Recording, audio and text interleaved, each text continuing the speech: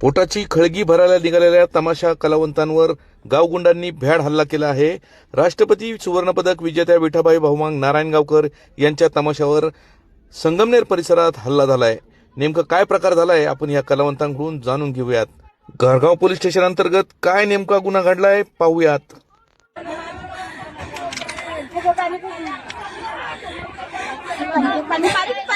अबे अबे अबे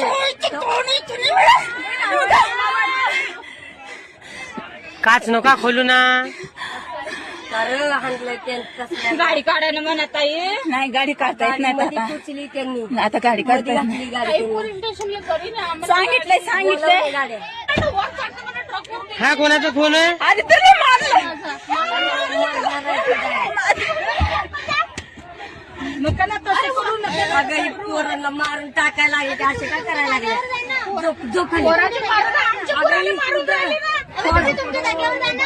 काच पडलं की येड्यांनो. आमच्या पोराला मारून राहिले आमच्या माझं एक म्हणणं आहे, घटना दुपारी 2 वाजता घडली, आता वाजलेच 5. घरगाव पोलीस स्टेशनला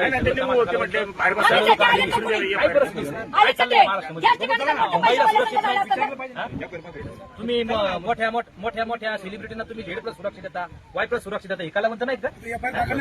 नाही, एफआयआर दाखलच करून घ्या. काहीच करत हे म्हणून आम्हाला सकाळपासून इथं बसवलं दुपारी 2 वाजल्यापासून, आणि ज्यांनी अन्य अत्याचार केलेले ते खाऊन पिऊन मस्त मजेमध्ये घरात बसलेले, पण त्यांना काय माहिती आहे तमासगीर बी लई नंगे आहेत. तुमच्या घरच्यांना इज्जत आहे, तमासगीर बाळांना इज्जत नाही काय? आरुषी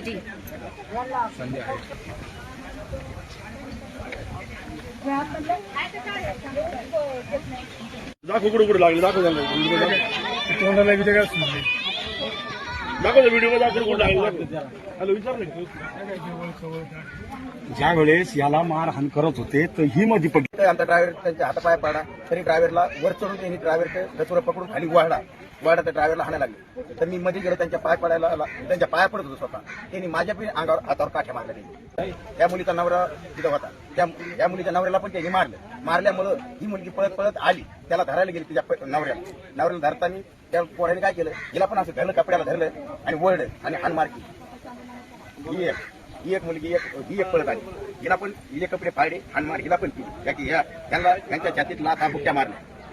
आणि ह्या बघा, जो झोप आडवी लावल्यानंतर डायरेक्ट गाडीवरती चढून तो ड्रायव्हरला मारा लागला. पोलीस स्टेशनला आलेलो आहोत. जखमीला औषधोपचाराकरता सरकारी हॉस्पिटलला पाठवलेलं आहे. गुन्हा दाखल करायचं काम चालू आहे आणि गुन्हा दाखल केल्यानंतर जे त्याच्यामध्ये आरोपीचे नाव निष्पन्न होतील त्यांना रीतसर पद्धतीने अटक केलं जाईल.